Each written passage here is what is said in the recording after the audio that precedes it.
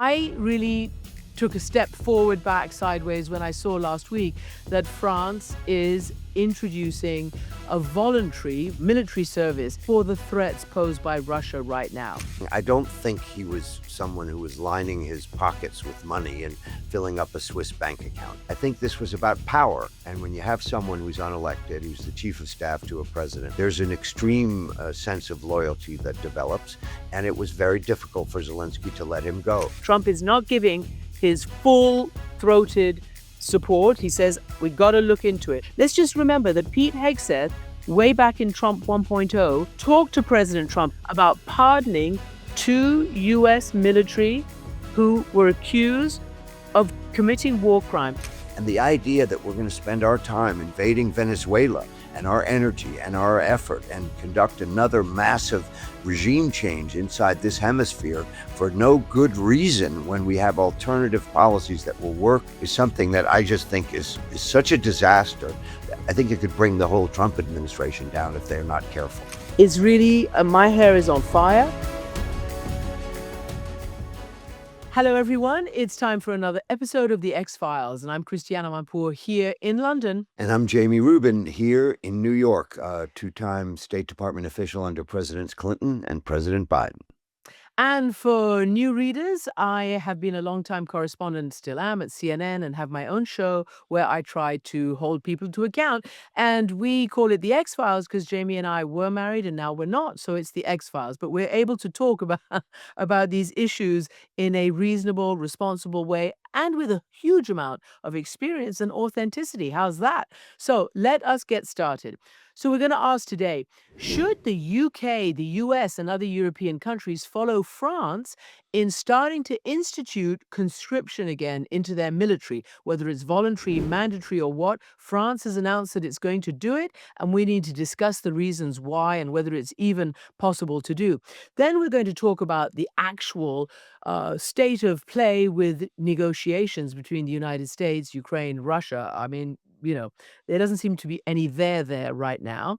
And we're going to ask about Venezuela as well, again, because now the Secretary of Defense or Secretary of War, or however he wants to term himself, Major Pete Hegseth, has now been suggested that he may be ordering his troops to commit war crimes. We are not alleging that. We're going to go into it. We don't have the proof, but there is some reporting from the Washington Post, and many of the American senators and others are starting to talk about it. So let us get started.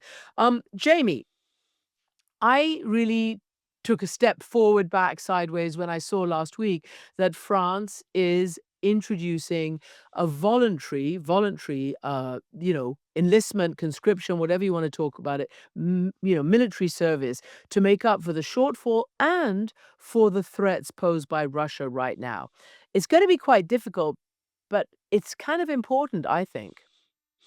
Yeah, it's more than just important. It's necessary in our Western world for us to understand that there are threats to our societies that, years ago we thought war was finished between great powers. Then Russia invaded Ukraine, and I think it was a wake-up call to the countries in Europe, to countries all over the world.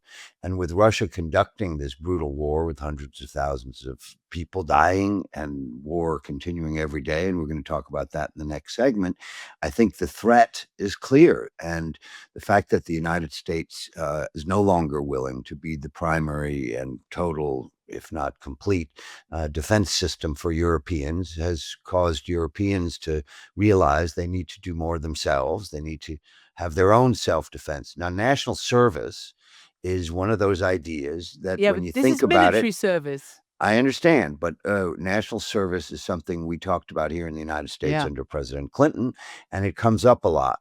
In Western countries, there is a certain degree of expectation that the government is somehow going to take care of you, that you're going to have social security and a social safety net, and you're going to get all these benefits from government. But there is a question, as John Kennedy asked back in the day, it's not what your country does for you, but it's what you do for your country. And these are fundamental. ask not. These are fundamental questions, and I think the fact that France is leading the way on this is very encouraging to You me. know, And obviously, our son is 25, I was wondering and whether you were going to bring that up. every parent who has a son in that category, wonders whether this is fair, why now? And so it has to be done in a way that people think is fair. And I think it's also wise to consider, if you don't want to serve in the military for some reason, or you're not suitable for that, to find some other Yeah. way to serve your country. And I So think this is a good idea. look, let's just go back because I remember you and I speaking about this idea back in 2001 after 9/11. And remember, you said Bush told people to go shopping, but actually, he could have told people to get out and volunteer and actually do national service, even if it didn't mean go into the military, do something to help your country while it's at war, having had the homeland attacked on 9/11. Of course, that never happened. And I think that that was a missed opportunity to be honest. But I think that now with Europe and what you just said about America stepping back, Europe really since 2014, since Putin invaded the east of Ukraine and annexed Crimea, he's also been pushing and probing, sending fighter jets around people's airspace where he shouldn't be, around the UK, around other European nations. Now, in the last years and last couple of months, for sure, there have been drone incursions actually inside NATO airspace, around NATO airspace. And so I think a lot of Europeans are worried that the worst case scenario that one day we might have to fight Russia is actually bearing results now with these talks about military service. And it's interesting how many of them are feeling the pressure to fill up their ranks of both full-time and reserve military, obviously after big drawdowns after the Cold War ended. Well, you're absolutely right. After the Cold War ended, there was a sort of peace dividend, people said. But in the end, for a variety of reasons, the threat has come back, and it's come back in the most stark way possible. I Mhm. just can't say this enough. In the heart of Europe, a war of 1 million plus men against a war of Ukraine's millions. This is a real thing. This is a ground war conducted every single day. And that has been a wake up call, a real wake up call to Europeans about their own security. And if, first voluntary and then perhaps mandatory national military service is one of the ways in which we can show the Russians and the Chinese that we're going to fight for our countries. We're not going to let Russia just dictate what goes on in Europe, or China dictate what goes on in Asia, or frankly, we shouldn't let the United States dictate what's going on in Latin America. And these decisions by national leaders to put the fundamental questions forward: will you fight for your country? What will you do for your country? I think are great. I think it's a wonderful thing to talk about it, to think about it, to discuss it, to debate it, and I hopefully approve it, because when the West puts its mind to something, when these democracies gather their strength and their force, they are the most powerful force in the world. The UK ended its national service, its conscription back in 1960. That was the last call up, the last service people ended that period in 1963. In the USA, it was 1972 during the Vietnam War. They ended, the draft. The last service of that cohort was in 1973. Um, so Germany, for instance, has decided right now not to do mandatory military service. They'd say, let's try voluntary, though it says draft may become necessary. Croatia has done exactly the opposite. It's brought back in military service, having ditched it about 20 years ago. And the frontline states, Jamie, Poland and Denmark, and the Baltics and all the rest of it, they're really going quite strongly into this. So it's pretty real. This.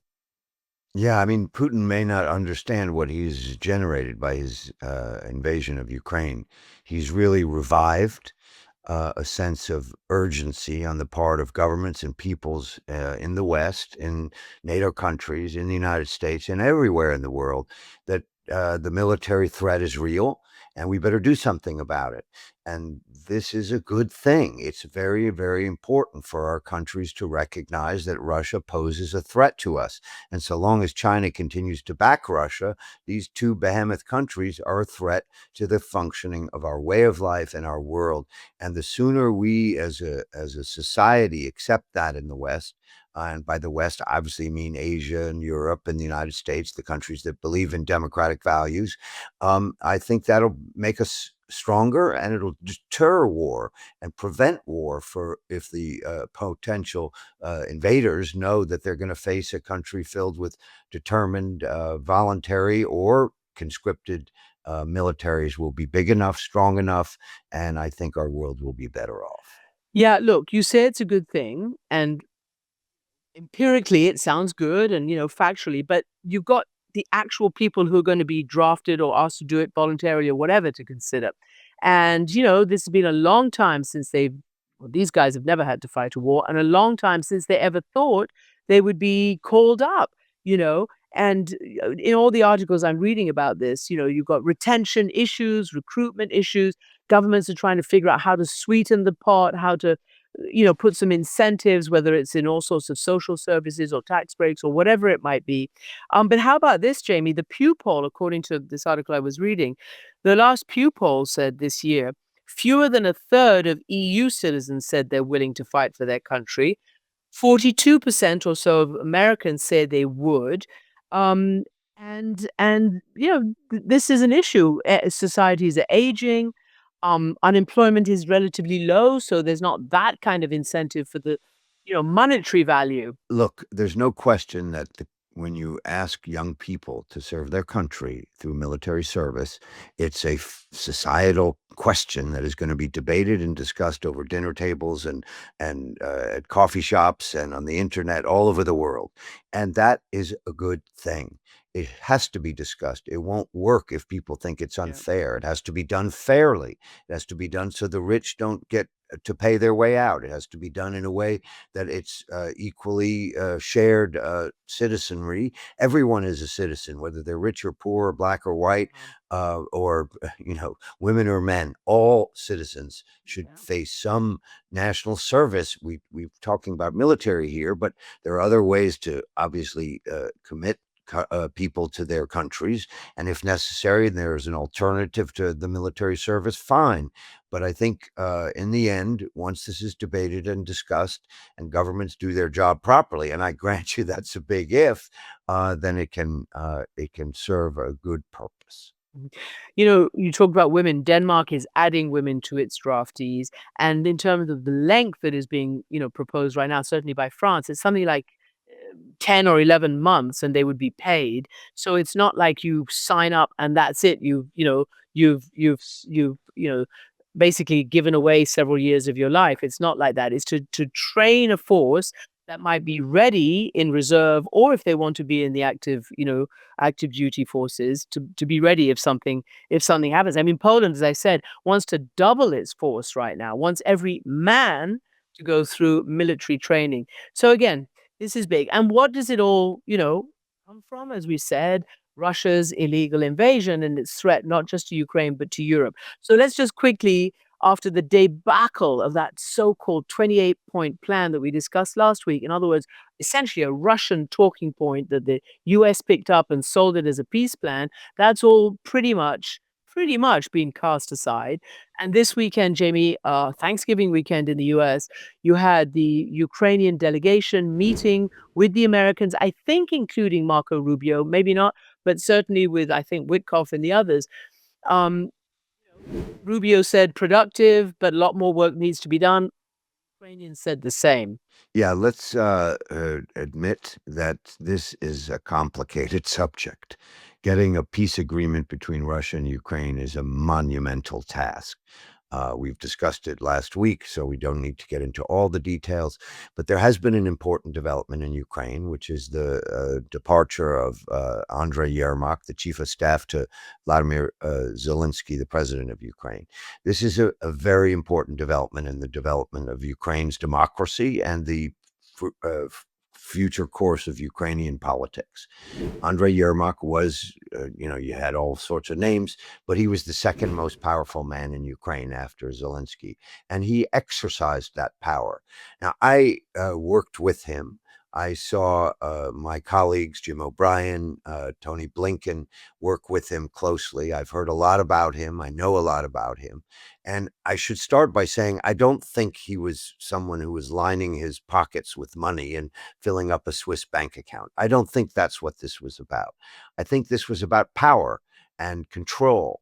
And when you have someone who's unelected, who's the chief of staff to a president like this, who's in a unique situation in a war, there's an extreme sense of loyalty that develops. And it was very difficult for Zelensky to let him go. I think it will be a good thing. Ukraine's democracy needed the departure of Yermak. Yermak was an unelected official who basically isolated Zelensky from his people, from his party, from the other politicians, and tried to control everything himself, and got caught up in a corruption scandal. And what the facts will prove, I do not know, but I think Ukraine will be better off. Whether it leads to a decision by the country to fight harder and stronger and longer, I don't know. Whether it results in a peace agreement because the Russians finally compromise, I don't know. But the result will be a more fair, democratic result in Ukraine, where one man isn't trying to control everything. Yeah, so he had to resign because the anti-corruption squad came to his house and searched it. As you said, he personally has not been accused of anything, but a lot of top-ranking and important military types and others have been accused of lining their pockets to the tunes of, I mean, it's humongous in the energy and that kind of military sector. Um, Basically, Zelensky sent his national security advisor, Umerov, to do the talks. And what I know and what I've heard and what Zelensky and all the others always say is it really doesn't matter who is negotiating. We have a unified position. And that position is that we need a ceasefire, which we've agreed to, that we will not give up territory that we have not lost, and that we will not, just go over the heads of our people who have sacrificed so much. So I think the big issue today that I heard Ukrainians talking about on the radio and others as Witkoff heads over to see Putin again is how do you get Putin to even agree to a ceasefire and even to come to the table? Yes, the corruption problem is a big problem. Others are saying, well, look what we've done. It shows that we're addressing this big problem, much more so than any Russians ever do.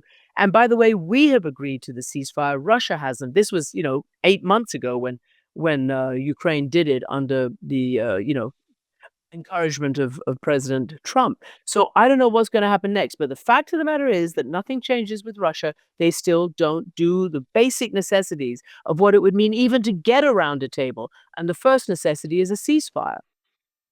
Interestingly enough, the scandal is based on one of my friends who's very, very plugged in here told me it goes directly to the conduct of the war because the group implicated, ready for this, didn't harden energy sites, basically big cement domes with iron rods sticking out, because it wasn't profitable to do so. And that meant that a lot of the energy was lost after they were attacked. They weren't Sure, hardened, yeah. and people lost their power and were sitting in the dark or losing their Yeah. energy because it wasn't profitable to this one group. And so that's what this scandal was about, a real scandal in a country like Ukraine. But I think you've hit on the main point. All of this is background noise. The only issue that matters for peace in Ukraine is whether Vladimir Putin changes his mind, whether he realizes that the sanctions, the military pressure that Ukraine will continue to put in defending its own territory, the attacks that it can now conduct across Russia, the damage done to the people of Russia, to their future, is not in Putin's interest anymore. So long as he thinks he can still win the war, which apparently he crazily does, this is in the mind of one man that we have to change his mind. And sometimes these corruption scandals, this back and forth between the Ukrainians and the United States and the Europeans, all misses the larger point, which is that until Putin realizes that the future will be worse for him if he continues the war than if he finally agrees even to stop the shooting. Remember, I can't say this enough. Every morning, Russia wakes up and attacks Ukraine. The Ukrainians are willing to cease firing. That would be a good place to start. Yeah, exactly. Again, nothing will happen without a ceasefire first. Just before we end this, then, Witkoff is going over. You think he's going to have any more, I don't know, bows in his or arrows in his quiver to target Putin with facts? Because so far, it's Witkoff. Every time he goes to see Putin, he comes back with a, softly, softly, gently, gently approach. You can't just go have a few meetings with Putin and have dinner and drink vodka and think you're going to solve this problem. And Witkoff is not a serious foreign policy negotiator. None of the things he's done has shown me any great skill set other than to staple together what the Russians say, staple together a few things from the Ukrainians, or in the case of Gaza, the Israelis and the Palestinians, and not enough of them, and the Arabs. This is not a simple matter. And the more Rubio's involved, the more the other serious officials in the government are involved, the more likely it seems to me that anything that is called progress will really be progress. Because all he wants to do is show Trump that he's made progress, and often he exaggerates it by saying, "Oh yes, things are going well. Putin says this, Ukrainians say that." We need all the players to be sitting down at a table, to be huddled for weeks and weeks and weeks, and then maybe we can get some progress. Yes, indeed. Okay, so we'll end this little bit here, and then we're going to continue after a break with Venezuela. And I know we talk about it a lot, but trying to get peace in Ukraine, expanding the war in Venezuela and around Venezuela, and their very, very unpleasant and seriously problematic things that have cropped up from the American side. So we'll take a break and we'll come back in a minute. Okay, so let's wrap up this segment. We go from trying to get peace in Ukraine to actually apparently expanding this war in Venezuela. And a horrible new element seems to have raised its head, and that is, are war crimes being committed? And this follows very important US military and civilian national security officials who are in elected office right now urging military compatriots not to follow unlawful orders. Here's what they've been saying. You can refuse illegal orders. You can refuse illegal orders. You must refuse illegal orders. No one has to carry out orders that violate the law or our Constitution. We know this is hard and that it's a difficult time to be a public servant. But whether you're serving in the CIA, the Army, Our Navy, the Air Force, your vigilance is critical. All right, so we're back. We just heard that very dramatic video done by former US military and intelligence and national security officials who are mostly in elected office right now. And the fact of the matter is that that was a few days ago, last week. Jamie, is really, my hair is on fire. The Armed Service Senate Committee is going to be looking into this. And again, Senator Mark Kelly, former, Navy commander, former Navy airman, has come out against this as well. We're going to talk about it. So look, Senator Kelly has done something very important. He's stated a fact that military servicemen can be faced with being ordered to do something illegal, and they don't have to and should not act on illegal orders. Donald Trump, as president, doesn't like this very much. He's threatening all sorts of consequences to Senator Kelly. That's a joke. Senators are allowed to speak the truth. They're allowed to speak, frankly, pretty much whatever they want as elected officials. And this is a very important issue for our country. The rule of law is what is at stake with Donald Trump's presidency. It's coming up again and again and again, whether it's tariffs, whether the National Guard operates inside cities inside the United States, or now with this question of whether we should be using force against people in fishing boats who may or may not be smuggling drugs. The war itself that Marco Rubio, I think, is largely responsible for pushing, is a questionable war. Very serious scholars of the laws of war understand that you have to have a reason to go killing people around the world. You have to have a justification, a defense justification, and there doesn't seem to be a very good one here. They keep trying to claim that Maduro is connected to drug smuggling, which is connected to threatening Americans, with drugs, and that they think that's justification for killing. But I think the most clear evidence of the stupidity of this argument came when they found some survivors. So here they've launched an attack on a boat. saying these people have to be murdered and killed. And then when there are survivors and they capture them, they give them back because they have no basis to hold them, because the war doesn't have a legal basis. And the Justice Department said, we can't hold them. There's no justification for holding these people. But there was apparently justification to shooting at them from above. So the war is deeply, deeply, deeply self-contradictory. It doesn't make sense. And nor is it in the interest of the United States to be devoting all of our resources to this problem when there's so many other issues around the world. Think about the fact we were just talking about France in putting in place national military service because of the threat from Russia. And what are we doing? We're starting a war against Venezuela that we don't have to start. Maduro offered to stop the Chinese involvement, to stop the Iranian involvement, to do what we wanted if we would simply lift sanctions. And instead, Rubio persuaded the president to push this war. We've got our aircraft carrier there. We're spending billions of dollars focused on this country with really the goal to get rid of Maduro. And I don't think it's going to work. Yes, it would be great if he were gone. He clearly lost an election, and the people who won the election have every right to want to see him gone. But that doesn't mean it's the United States' fundamental first order priority to deal with this Maduro issue. I want to get back to Hegseth and the alleged order to kill survivors. So basically, this refers to a September 2nd strike. It was one of the first.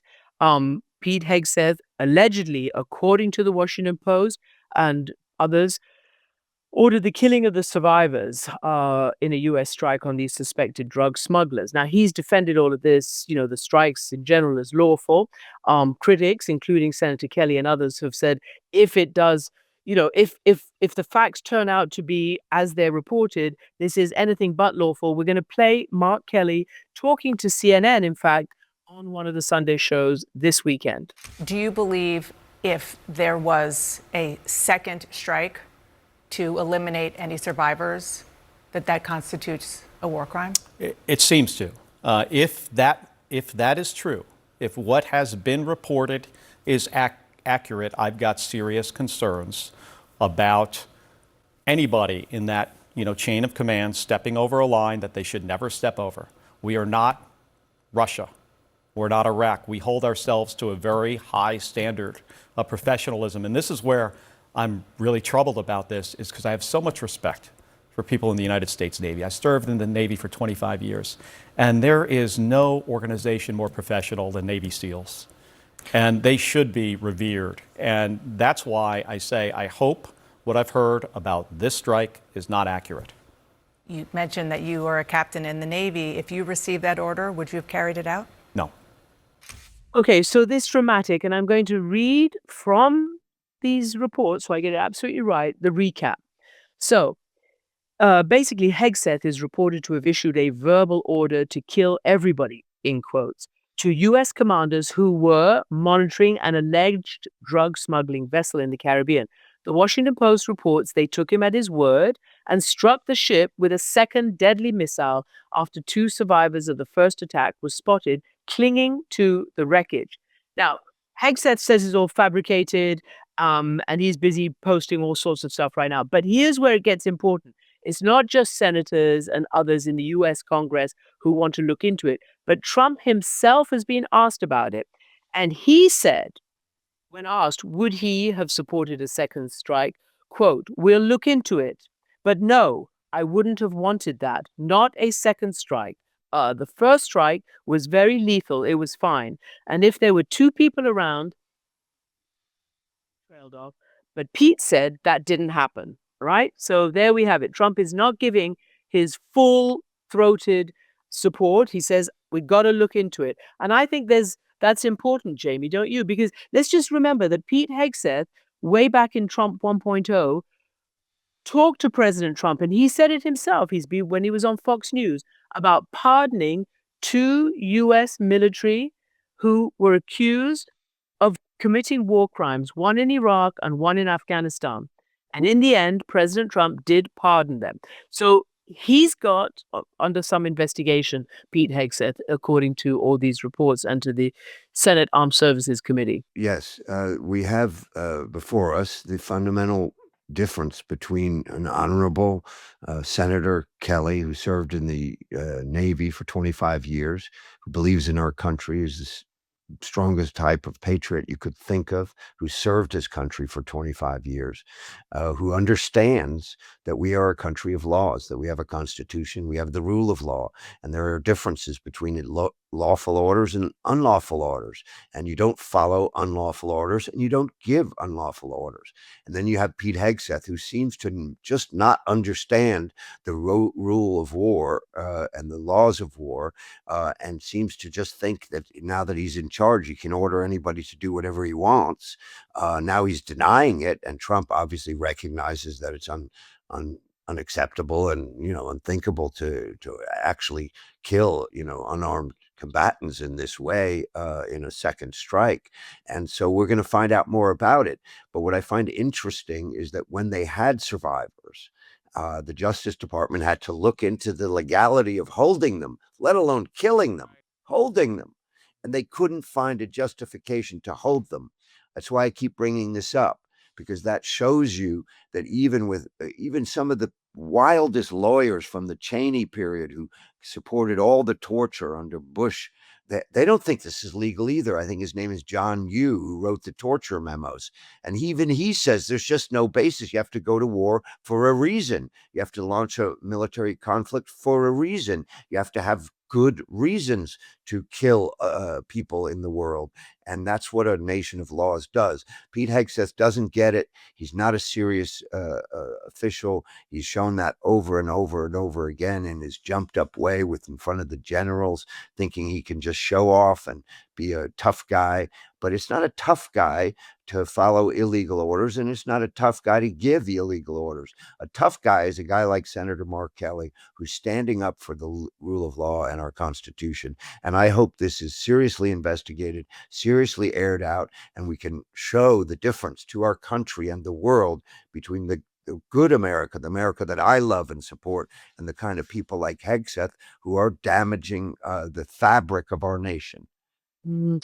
And you talk about John Yoo and I guess led to Iraq and all the rest of it. So, the big picture also is there going to be a war, and is somebody getting it mixed up what this is all about? Because it's very scary to think that the idea of WMD sent America into war, and UK and others back in 2003 in Iraq, and it was just such an utter disaster. I don't care what anybody says about today. It was an absolute disaster. Are you worried that the reasons for this ramping up and maybe war on Venezuela are being, are on shaky ground? Yes, look, I understand the motivation of Iraqi exiles trying to egg on the United States with any argument they can come up with, whether it's phony videos, phony evidence, or real evidence and real videos, to try to motivate the United States to go to war, to say that's what's raised in the United States and some of the opposition leaders. They're trying to figure out what can work, what could possibly convince President Trump and the United States to continue this effort to unseat Maduro using military power. The problem is not only that the justifications are sometimes phony or exaggerated or wrong, that the goal isn't easily achievable. We have to remember how hard it is to unseat a dictator who's got the military working for him, who's got hundreds of thousands of soldiers who are going to fight for their country, and who's been under sanctions for years and years and knows how to avoid the simple pressures. We have a covert operation, according to President Trump. We have these military pressure. We have sanctions. All of that, it isn't working. Maduro isn't going anywhere. And the only way to be sure he goes somewhere once we've committed to it, which would be a disaster if we really commit to it, is to invade. And the idea that we're going to spend our time invading Venezuela and our energy and our effort and conduct another massive regime change inside this hemisphere for no good reason, when we have alternative policies that will work and achieve American objectives, is something that I just think is such a disaster. I think it could bring the whole Trump administration down if they're not careful.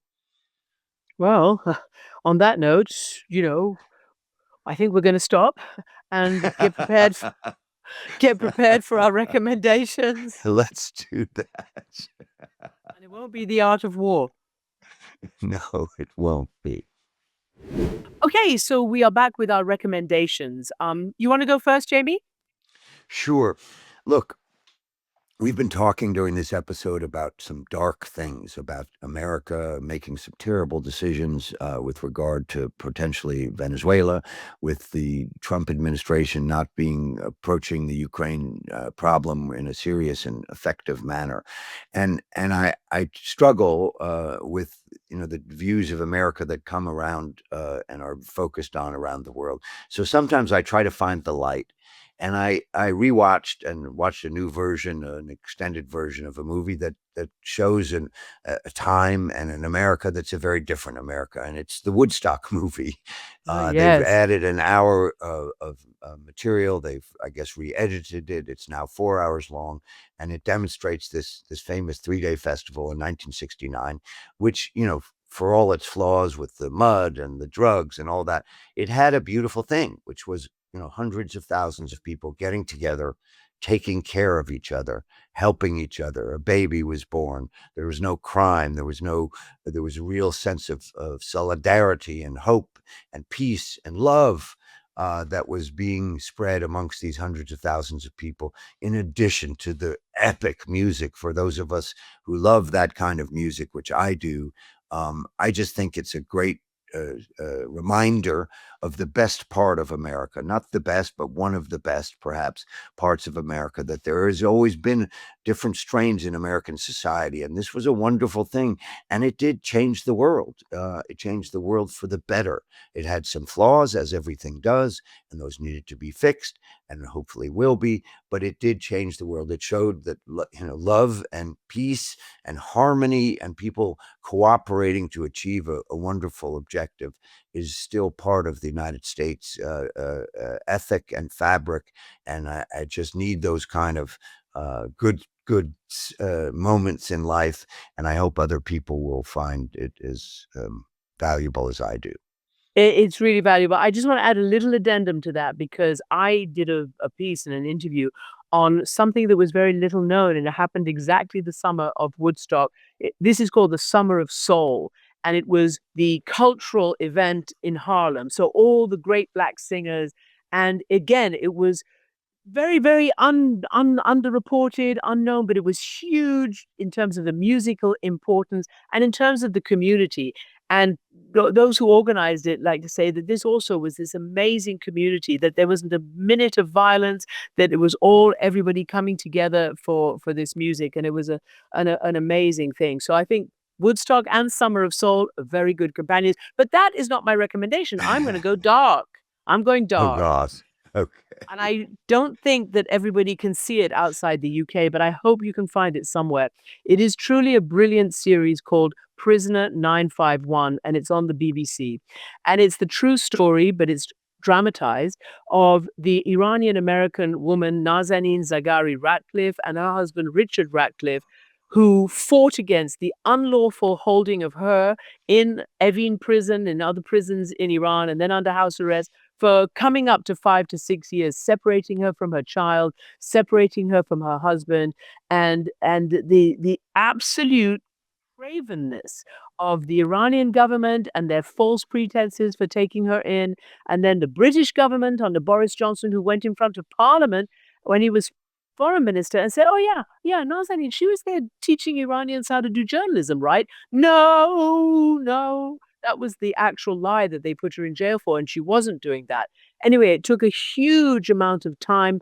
Eventually, it boiled down to paying the Iranians off, and British paying them the money that they kind of owed Iran, well, they did owe Iran, for military tanks and the like, which had been sold under the Shah's regime and never delivered under the Islamic Republic. It is a brilliant series. It makes me feel deeply ashamed of what the Iranian government has done, and it also makes me feel fantastic in terms of the solidarity in that prison amongst the women, some of whom the Iranians are still there, Nobel Prize winner Narges Mohammadi and others, how they kept themselves together. And it reminds me, of course, of the Iranian American Siamak Namazi, who was in for nearly 8 years, who defied all logic and did an interview with me on CNN a couple of years ago. And within 6 months, we got him and the other 4 released from Abyei jail. Again, money was exchanged, but money that was owed Iran. But at least we got them out. And it's a brilliant watch. It really is, because nobody really knows what happens in those prisons unless you see it dramatized or you read a book. So Prisoner 951 is my recommendation this week. Okay, so that is it for this week's episode of The X-Files. Thank you for watching. Don't forget the bonus Q&A episode is on Thursday. And we love to have all your questions, so please do keep sending them in. You can send us your questions to amanpourpod@global.com, and our handle on social is amanpourpod. All right? So we're very happy about all this. Don't forget, you can watch us on YouTube. Just go to Christiane Amanpour Presents and subscribe to our channel there. You can see the main episodes and the bonus episodes. And of course, always listen on globalplayer.com, or in fact, global.com, whichever one works for you. You can Okay. also download it from the App Store. Honestly, I'm going to get fired. Okay. Very Ready? good. You're not going to be fired, guaranteed. Bye. Bye from New York. London.